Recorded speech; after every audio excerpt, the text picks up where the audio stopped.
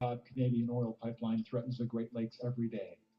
For years, Enbridge broke the rules and put the Great Lakes at risk, so Governor Whitmer ordered it shut down in the Straits of Mackinac. Enbridge is desperate to keep Canada's oil flowing, so they're using every delay possible to prevent the shutdown. Enbridge destroyed the Kalamazoo River. We can't allow an oil spill in the Great Lakes.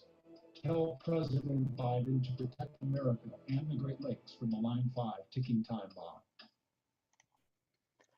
This is the People's Water Board Coalition Water Wednesday webcast for September 7th, 2022.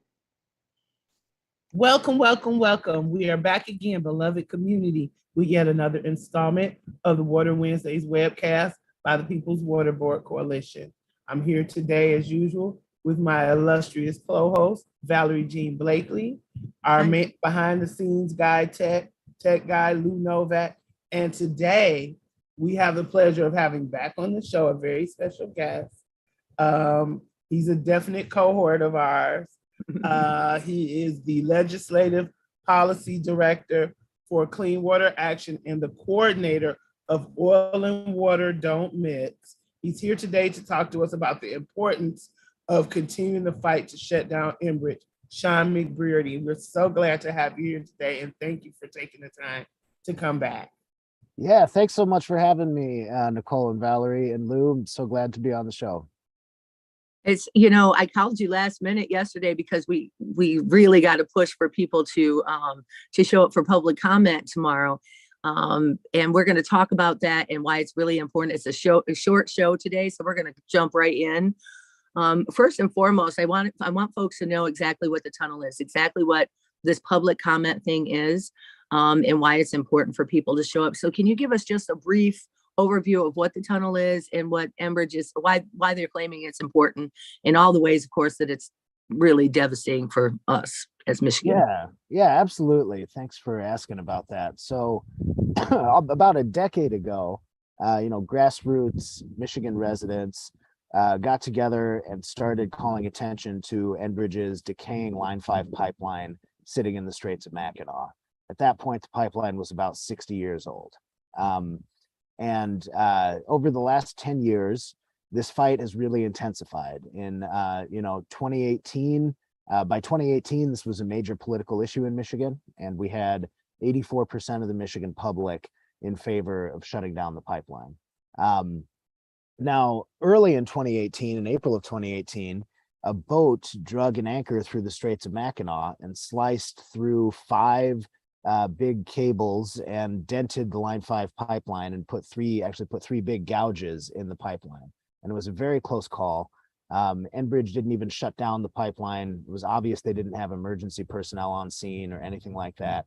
They couldn't even get a remotely operated vehicle down to look at the damage until over a week later. So at this point in time, Enbridge's message, which had been, oh, Line 5 is perfectly safe, it's just as good today as it was when we put it down there, which they knew was a lie. Their message at that point changed to, all right, well, we'll build a tunnel underneath the Straits of Mackinac to make a safe pipeline safer, which, is absolute bull. So since then, Governor Snyder, during the lame duck period of 2018, when Governor Whitmer and Attorney General Nessel were on their way into office, Governor Snyder passed a law with Republicans in the Michigan legislature to try and force the Line 5 tunnel to become a reality. So since then, we've been fighting to decommission the pipeline, and we've also been fighting to stop this ridiculous tunnel plan from happening. To get into the specifics of the tunnel, so they're planning to dig underneath the Straits of Mackinac through notoriously complex geology, in also what is a sacred location for all of the Anishinaabe tribes of Michigan. It's part of the Anishinaabe creation story there in the Straits of Mackinac. Now, an oil tunnel that carries oil and natural gas liquids has never actually been built in especially in a location like this. So there's a whole lot of concerns about this project. And then, of course, we also have the overlay of the climate crisis. And experts have shown that building the Line 5 tunnel and allowing this pipeline to continue to function would add 27 million metric tons of carbon to the atmosphere annually, the equivalent of about 10 coal-fired power plants each year. Right. So this thing is a climate disaster. It's a disaster for the people of Michigan. It's clear that Enbridge can't build this in the location they're claiming they can.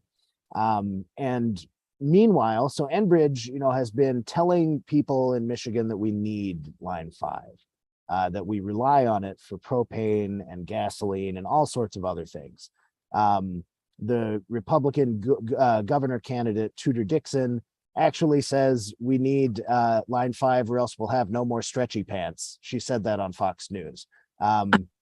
Lycra is not actually made with anything that Line 5 carries, but either way, it's a nice talking point. But so with Enbridge, what we found over the years is don't look at what they're saying publicly. Look at where, you got to look where where it would be perjury for them to lie. So when you look at their court filings, because Enbridge is currently operating without a valid easement in Michigan, they're also trespassing on the reservation of the Bad River Band of Lake Superior, Chippewa, over in Wisconsin. And the Bad River Band is suing Enbridge to get them to stop trespassing and shut down Line 5 through their reservation.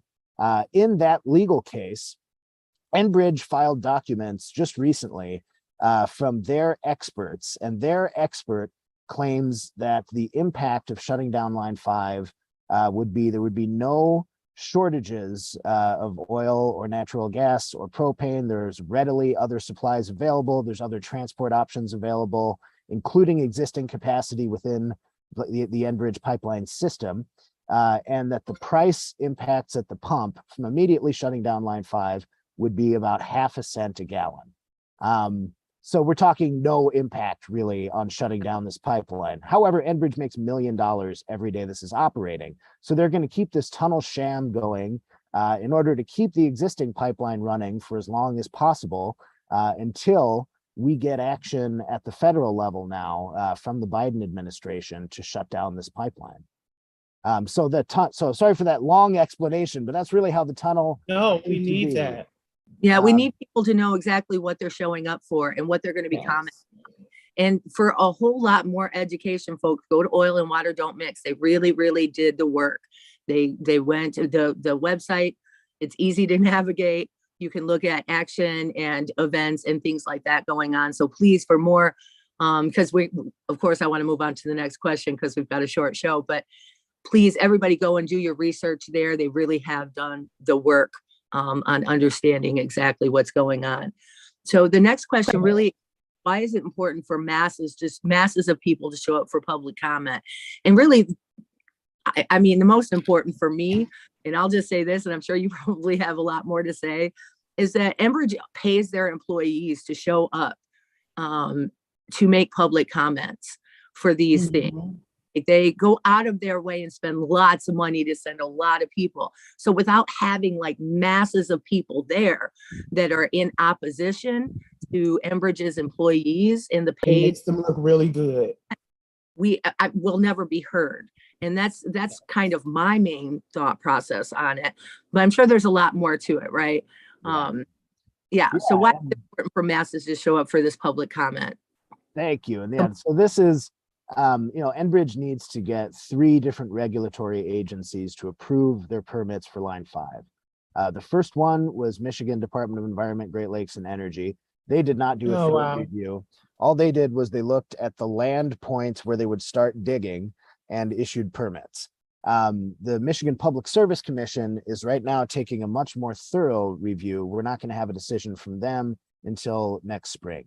And what just started is the Army Corps of Engineers began their environmental impact statement process, which is usually a 2 to 3 year long regulatory process where the Army Corps is going to develop a thorough record and hopefully really look at all of the issues with this tunnel. And then that will be used to make a determination about whether or not Enbridge has issued permits. So the people who have been leading this fight from day one have been just your regular average folks in Michigan who care about the Great Lakes and who have been showing up for 10 years. Yeah. You know, we've had people show up. We had in Lame Duck in 2018, we had a lobby day where we only had a week in advance to plan it. And the morning of the lobby day, I remember showing up at 6:30, and the first people there, and this was in December, it was cold, terrible weather. The first people who showed up had driven all the way from the Straits. We had over 250 people show up to lobby against the tunnel with 1 week's notice. And it's really been that grassroots effort, along with the leadership of all 12 of Michigan's Anishinaabe tribes, that have really made the difference in this fight. So it's important for people to keep showing up, because we won. We got Governor Whitmer to revoke the easement. Now Enbridge is trying to use different legal tactics and games to keep this pipeline functioning, and we have to show up en masse to say no. That's right. This particular comment period is the beginning of the environmental impact statement process. So what they're looking for comments on is what the scope of their review should be. Enbridge, of course, is going to argue that, well, you should look at the metal that we're using for the pipe, and that's it.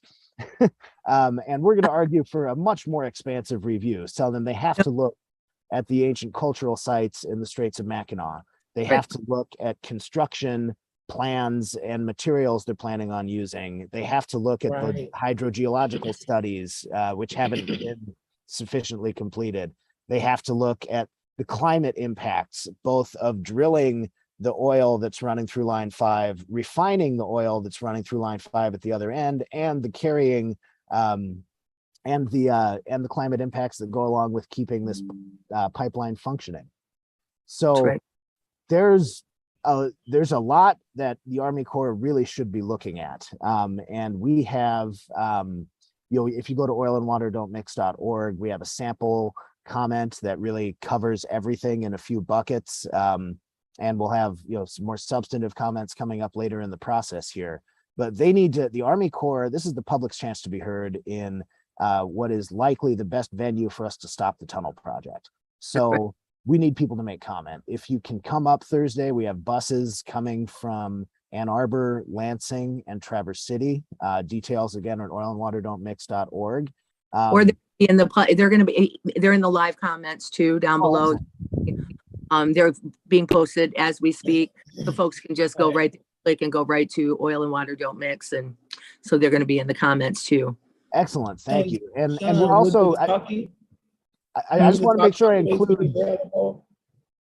One second. I just want to make sure I include. We're asking on the website $10 for a bus ticket. If anybody can't afford to pay, you can come for free. Just reach out to the bus captains whose contact info is there, and they can put you on the list. Nobody is going to be turned away for not being able to pay. I just want to make sure we make that clear. What were you saying, Nicole? I'm sorry. I was saying. You said that there were I know people can find information on your Oil and Water Don't Mix or Clean Water Action websites, but also do you have a list of basic talking points that can guide people in making their public comments? Yeah, I would encourage folks to look at, as a guide for making public comments, look at the Army Corps tunnel comment that we have on Oil and Water Don't Mix. And pick for verbal comments. They give you a 3-minute time limit. That's usually about 500 words. I would pick 1 or 2 of the 7 buckets of problems that we have listed in the comment there, and use that as your talking points to formulate your comment. Great. So that the will they be available on Zoom as well? You can make comments on Zoom if you're unable to make it to the actual public hearing in person. Well, if you can't make it tomorrow on Zoom, but you can. So there's other ways of commenting as well. And also nobody's limited to one comment. You can comment as much as you'd like. You can submit written comments, again, through the Oil and Water Don't Mix website. We have a spot there where you can submit written comments directly to the Army Corps. And we also have the opportunity to comment in a virtual hearing on October 6th from 5 p.m. to 8 p.m. So that will be an opportunity for folks to be heard over Zoom if you'd like to give verbal comments and can't attend tomorrow. And people will be able to go to Oil and Water Don't Mix and get that information.